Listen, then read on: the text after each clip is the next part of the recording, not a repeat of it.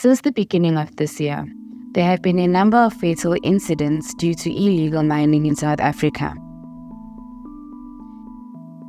In January this year, 8 men passed away after getting trapped underground in a mine in Limpopo. Not long after that incident, at least 31 men lost their lives in a mine shaft in Welkom.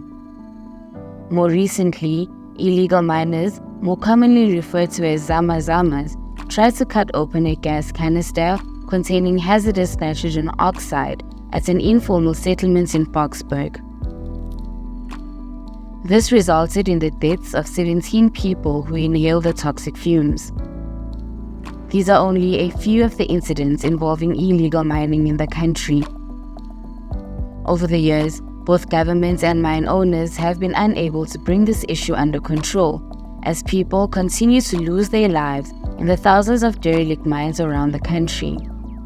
While it seems like there's no way around this ongoing problem, a mine in Pongola in Northern KwaZulu-Natal has found a solution that works for everyone involved, including Zama Zamas. This is the Bosveld Mine story. My name is Nkosi. I am what we call a 214-1 appointee by the DMR to be in charge of the underground operations. And so, in short, I'm an underground manager. The owners came in here in the year 2017, 2018, and they took over the mine, and the mine was flooded, completely flooded. And they started to rehabilitate, but they had a big problem. The problem was the mine has been taken over by the Zama Zamas, the group of artisanal miners. They're all over the show, and it took them almost a year to get them out, to get them to sit down and to understand that now the mine is under legal ownership. They need to move. And some of them, they accepted that, and we offered them the employment as cooperatives. And some of them, we offered them employment as full-time employees. And depending on their qualifications and their capabilities, and we placed them. And the co-ops that we could not place them anywhere else, we used them to go and take the historical tonnage that was left underground, which is called vamping. So we gave them the vamping bags, and we wanted them to load the tons underground. And we take it out. So when it comes to the outside, we've got a weightometer there. We weigh the tonnage and we pay them per ton that they brought out. Started this model of inducting some of the illegals and putting them into groups called cooperatives, and using them to pay them a rate to carry ore and to pull ore out the mine, and paying them per ton as opposed to a fixed salary. We like that. It's one of the things that attracted us to the mine. We think in that area, which is very remote, quite rural, it does need, we need to make it quite labor intensive as a way of dealing with the community to make sure that they support you and are incentivized to work with you as opposed to mine illegally. I mean, it's a choice of either having them work with you or sitting on the hill hungry and finding ways to try and to steal and undermine you. The attempt by the mine to remove the illegal miners proved to be an exceptionally difficult task and did not come without challenges. When we negotiated the Zama Zamas to come out of the mine and to come and join us, you had a couple of Zama Zamas, especially the foreign nationals, that because we couldn't employ them since they are not legally in the country. So they started resisting. And they mobilized and they came sneak in through other holes that are there underground. So the incident happened when a couple of them were underground, and we sent the security to go and fetch them. And when they went to remove them from the mine, and they started fighting back, and one of them was shot, and he was fatally shot. So the body was underground waiting for the forensic people to come, and police and everybody else, and then the Zama Zamas mobilized, and then they came. There were a couple of them, about 40, 50 of them, armed to the teeth, and they ransacked the mine, they assaulted the staff, and they went to demand the body underground.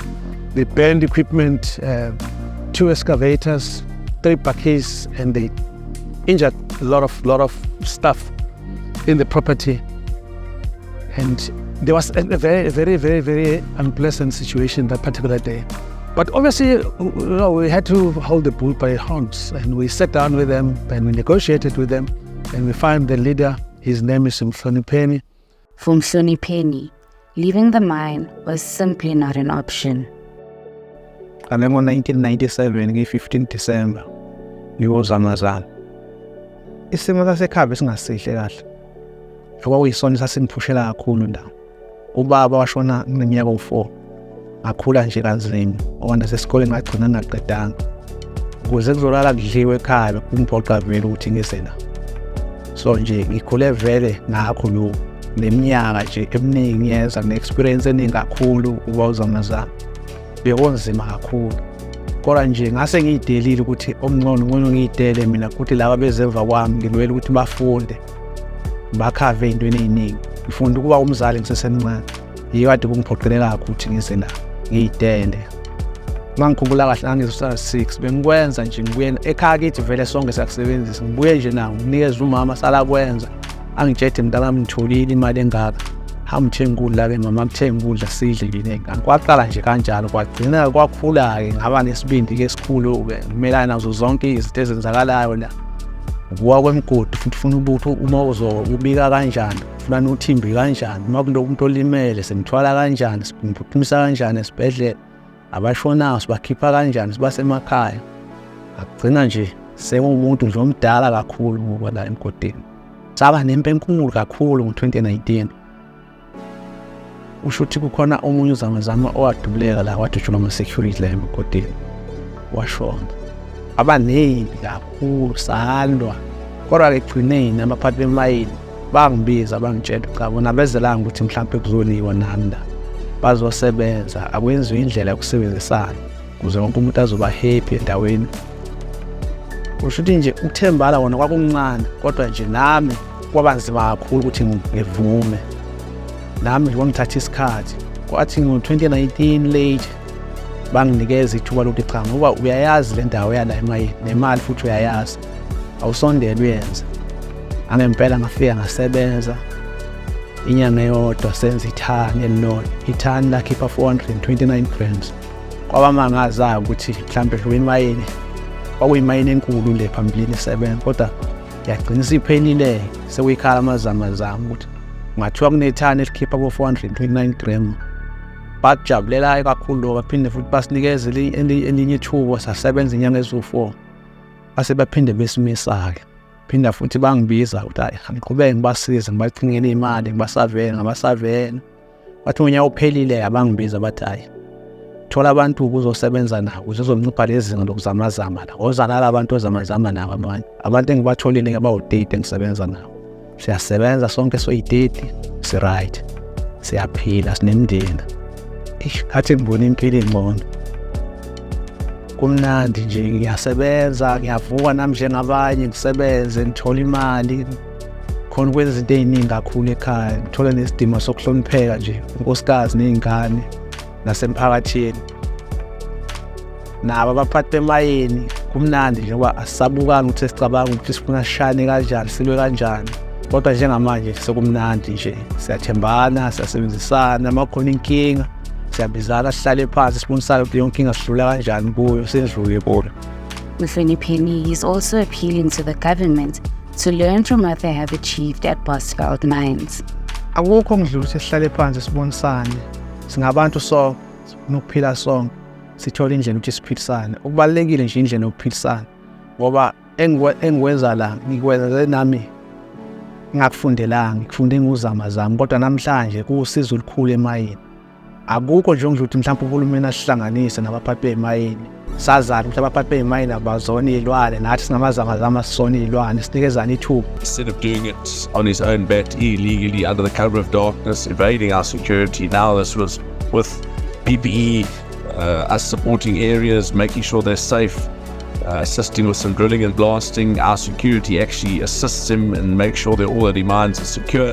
So it was a complete 180-degree turn, and that's been operating really well for nearly a year and a half. He's made good money. It's been good for us. It's helped subsidize the underground workers because at the moment they're marginal until we get to deeper areas.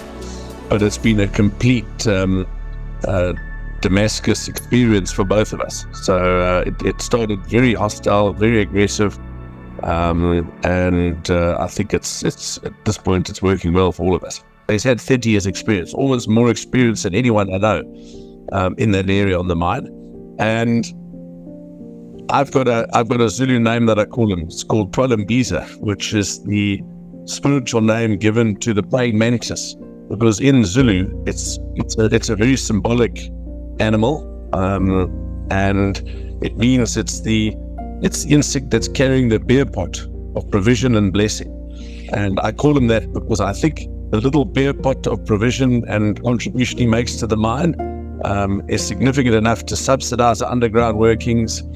And with him having changed his views on the mine and his relationship with the mine, it's taken time.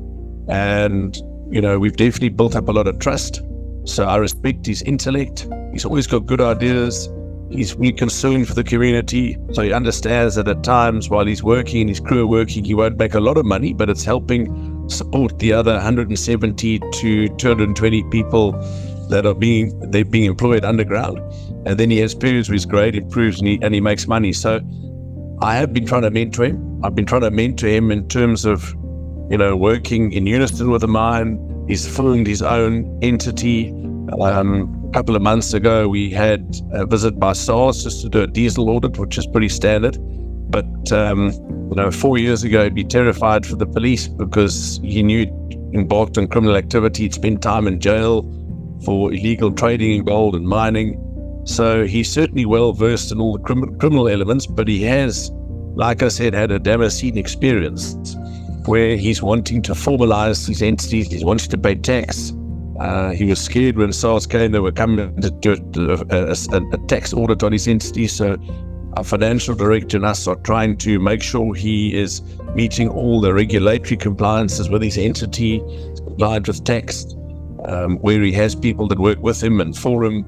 He wants to truly, in my mind, empower himself into a successful businessman, but who complies with the law. And that's one of the reasons I like him. I trust him, and I really respect what he's done. And I think it's going to be a role model. And as much as he sees me as a mentor, I see him as a mentor for some of the young guys, other cooperatives in the community. And I'm really excited to have somebody of his intellect, of his experience, but more importantly, of his strength of character, to want to change his life and understand that as he does it, it changes the outcome for his whole family and in many ways his community. Zama umuntu akusesi isilwane, uzama ngaphila nabaphathi bemayini, ngaphila nohulumeni. Uma mhlawumbe uhulumeni angangenelela ukuthi axazulule inkinga, kuhlalwe phansi nabaphathi bemayini, kusetshenziswane nabantu beyindawo, nawo wonke umuntu nje eSouth Africa uvumeleke ukuthi angasebenza maye kuphi. Uzama abantu nje.